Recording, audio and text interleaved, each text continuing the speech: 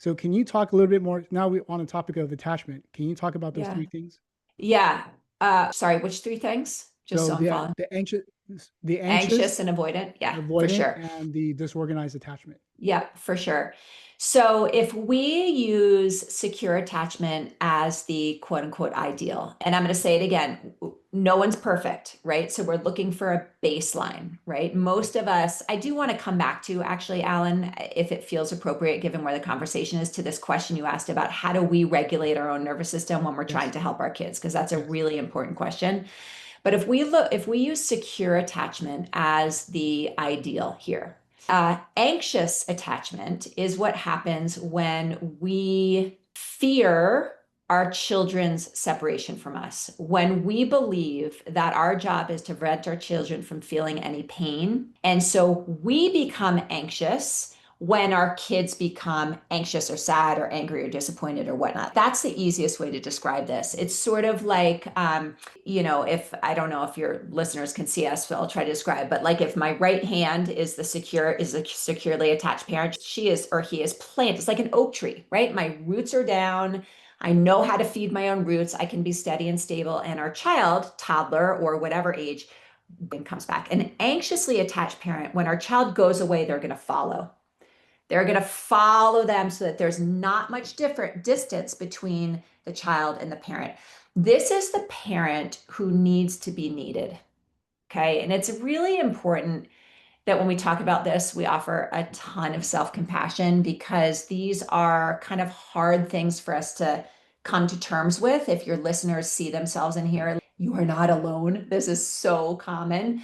But many of us, our sense of accomplishment in motherhood, our sense of success in motherhood comes when our children need us, because then we can show up and take care of them. Many of us are caretakers, we're helpers. And this can happen if we need our children to need us so we can feel successful in motherhood. We're likely to kind of create this, what we're calling anxious attachment. I am anxious about you separating from me or you falling and stumbling or getting hurt. So therefore, I'm going to make sure I'm with you all the time. That's the anxious attached parent. Does that make sense? It does. The negative impact of is that that child believes they need their mother or father to be okay. If my parent is not here, I'm not okay. We don't want our children to grow up that way. We actually want them to believe that they can be okay, even when they're on their own. Of course, we're all emotional beings. We all need each other on that global perspective, but we want to raise kids who are resourceful, who are resilient, who can trust that they are okay inherently. So an anxiously attached parent is going to unintentionally send that message. Your emotions are dangerous and bad. When you have those unpleasant emotions, you're not okay. You need me to be okay. And we're creating this codependent dynamic that is really unhelpful. Any Thank you for questions sharing. about that? Yeah, Yes. So thank you for sharing that. So in our channel, we always talk about it's not coming from blame or shame. right. Like, this is where we come from. All we're looking at is patterns, right? Because the Absolutely. first step of any change is it starts with awareness. Right? That's So this is right. not saying like you're not a perfect enough parent. No, this is not what we're saying at all. So No. we get that. And And go ahead. And we know that attachment styles can be generational too, right? So we can either follow the exact attachment style we had, or to your point earlier, pendulum can swing and we can go in the total other direction. So we many of us have to learn how to show up as securely attached parents. We weren't modeled that when we were kids. It's really interesting you brought that point up because so I believe my daughter's my greatest teacher. Yes. I say that in my class all the time, my seminar all the time. And the reason why I say that is because the moment my daughter was born, I still remember that day vividly. I'm sure if you have parents I'm talking about, the day she came out and I had the privilege and the honor to cut her umbilical cord. That moment, she taught me something, and it was so profound that because I never, this is my first time being a dad, all that other stuff. I didn't know what to expect. And I thought, this baby's gonna come out. It's gonna be very vulnerable, and I gotta take care of her, and I do the best that I can. Anxiety attachment, right? The moment I cut the umbilical cord, the energy she fed back to me was, I'm here to survive. I'm here to thrive. And that just completely blew me away. And Mm, because it taught me a different way of parenting her. So mm, things like what that meant was things like when she started walking and when she falls, I wouldn't go up to say, "Oh, are you okay, honey? Oh my God, you had a boom." Like, I'm like, "Yay, you fell. Stand up. Yes." And she's goofy, right? And I remember one day she was at my my mother-in-law house, and my daughter flipped and fell off the bed. And my mother-in-law started crying. And my daughter was like kind of confused, and she started crying because my mother-in-law saw some blood stain on the sheets. She thought she had a nosebleed, and she fell and she cried, and she, for no apparent reason, she started crying. My daughter started crying. And that also taught me another lesson. It's how we regulate ourselves also regulate our kids, because there's a thing called mirror neurons, right? If you guys are not familiar, okay, you can explain more about it better than I can. But basically, it's basically firing off the emotions, the energy. What we see also replicate back to us. That's exactly right. And it goes both ways, right? We all have them. I mean, healthy brains have mirror neurons. So that's exactly right. Yeah, it's really interesting. A securely attached parent trusts that their child is inherently okay, even when, right? It has this trust that their child is inherently okay. And by the way, maybe we'll get into this, maybe we won't. But from my experience, I've got two teenage daughters, 16 and 18. I also, of course, 20 plus years of working with parents.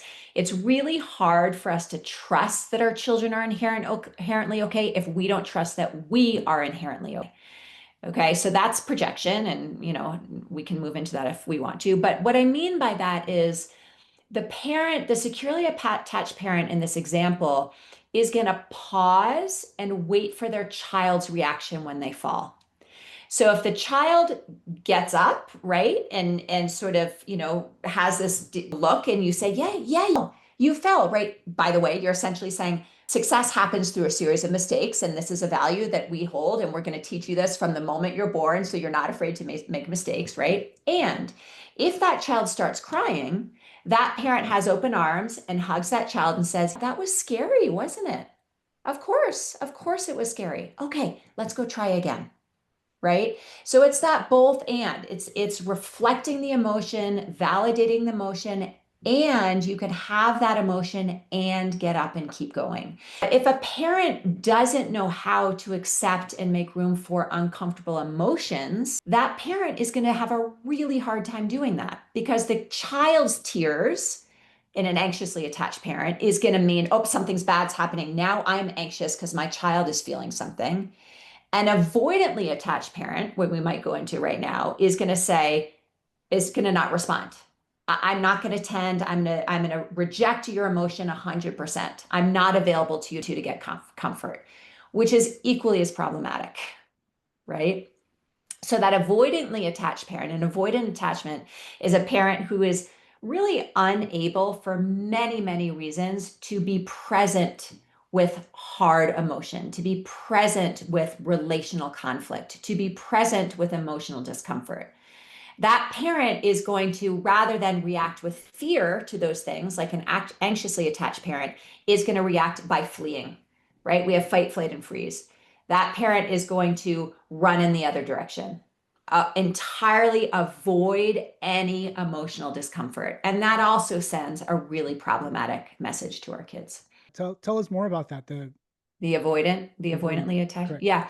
So what I see happens, and again, my work is in maternal child mental health. And so really I'm looking at, for me, for you, for all of your listeners who are adults, and also as they think about their kids, I'm really looking at how available is or was a parent to their child's emotional life when they were little. So most of us who show up as avoiding emotional discomfort as adults, we did not have parents who made room and tended to our normal human emotions as children, right? We were sort of taught that if I feel big emotion, I'm going to be abandoned, because my parent was probably an avoidantly attached parent, right? So I learned when I was really young, because children are wise and smart, I learned that feeling emotional discomfort was dangerous because no one was there to tend to me, right?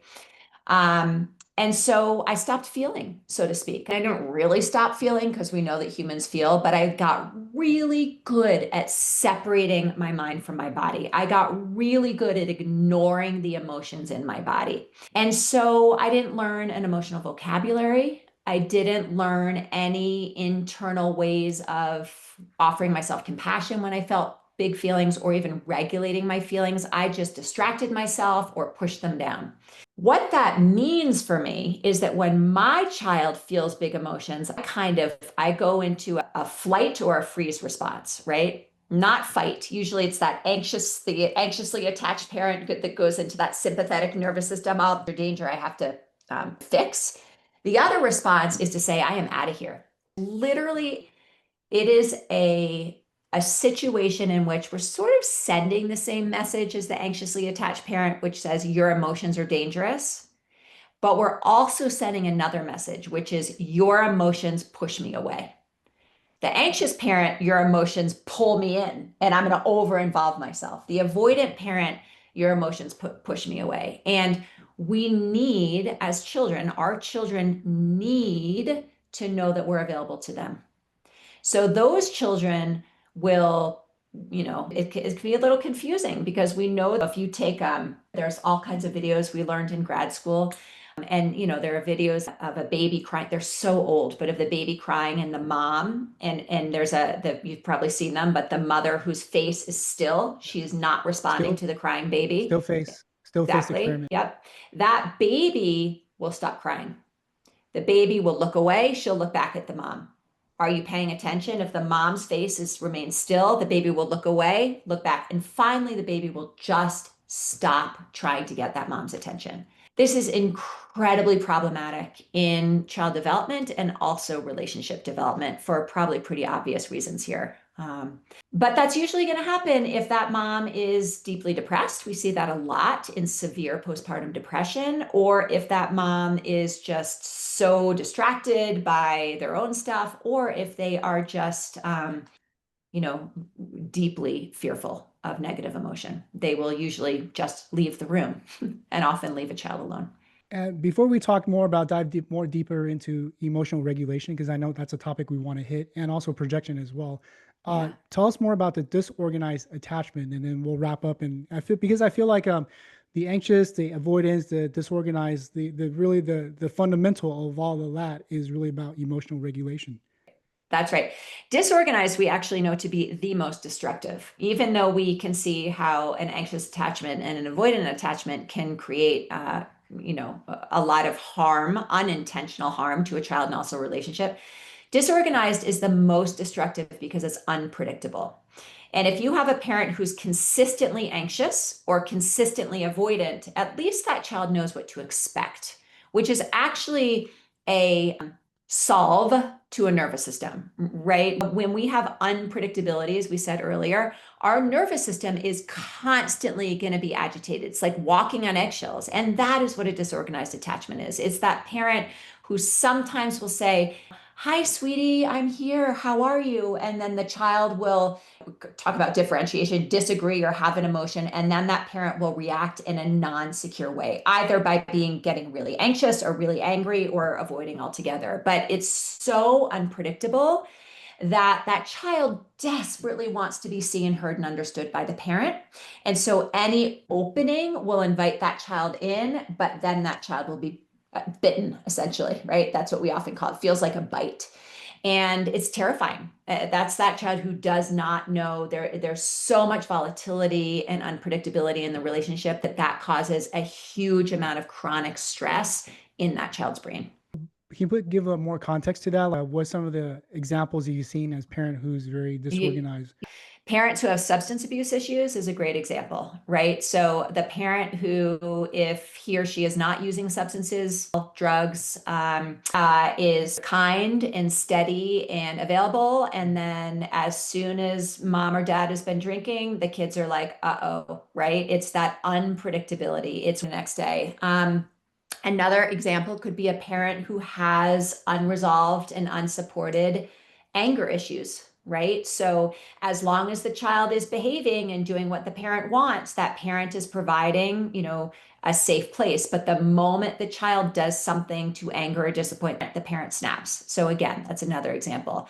Unfortunately, untreated bipolar disorder in parents can be a kind of kickboard, what do I want to say? A springboard for a lot of disorganization in that attachment. Again, because that parent's moods can be so, if it's untreated, can be so all over the place. So those are some examples. I want to touch on this a little bit, and then we'll come back to emotional regulation because as you're talking about this, there was a recent, there's actually a study. They what they did was they started studying the prison system, why the prisoners are there, and they get incarcerated, things like that, and a lot of it has to do with all these different attachment theories, Yeah, especially on a disorganized attachment.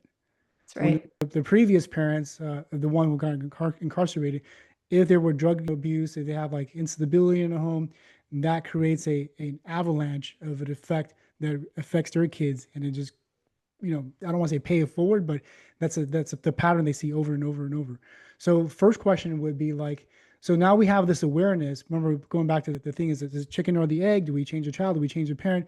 But it's actually there's even one step before that. It's about understanding your parents' attachment style, because once you understand that, then we can start changing ourselves. We have this attunement for ourselves. I have an interesting way of working with this with my clients, Alan, and it's interesting. I think many of us, especially those of us who are problem solvers and fixers and high achievers and high performers, we forget the part that we play in the things that aren't working for us. So if my child is having social, emotional, behavioral challenges, even sleep or eating challenges, it's really easy for me to focus all of my attention on my child.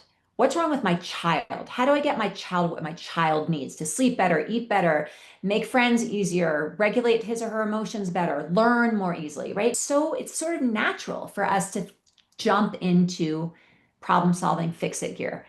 More times than not, we are playing a part in that. And that's the beautiful question to ask. Again, to your point about no shame and blame, it's not how is this my fault, but it's what part might I be playing in this because of that deep interconnectedness between mental health, between a parent and a child. And again, my clients are moms, so that maternal child mental health system. Many of us who are high achievers, somewhere deep inside our sense of self is a fear-based limiting belief. I'm not enough. I'm not okay. I'm not worthy.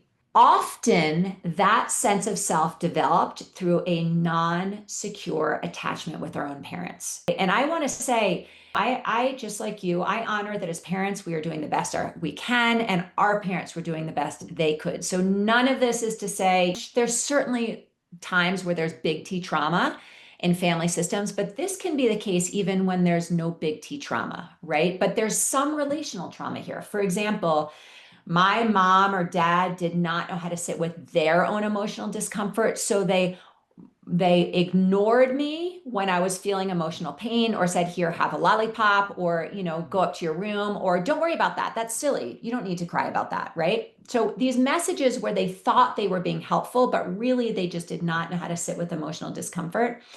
They taught me that I am only okay if I'm feeling happy. Back to the point you made in the beginning of our talk today, right? Or maybe the parent who their sense of success was tied up in our sense of success. So the praise and love and attention came when I got the A's, or I scored the goal on the soccer field, or I, had my hair done nicely, right? So that kind of messaging is going to send a message to me that I am not enough or okay or worthy unless. Again, that is not secure attachment. Secure attachment is like, I am here for you. I can see, hear, and understand you even when I feel safe and secure enough in my own body to allow you to be yourself. We're in relationship, right? We're in a family, so we're going to impact and influence each other. But my job is to help you be the best version of you. That's the ideal. So one of the things that can happen, so I guess I'm going into projection here as well. I hope that's okay. We'll all tie it together. But as if I believe, let me give you an example from my life, Alan. I grew up by these two, my parents loved me, but they were highly anxious, high performing perfectionist professionals. And they brought a lot of anxiety home. And my dad had some hypochondria issues when I was a kid. He like always thought he was having a heart attack. And my mom, who died 8 years ago, actually, the last thing she said to me before I saw her, last time I saw her was, she said, Kate, I have been running for class president every day of my life.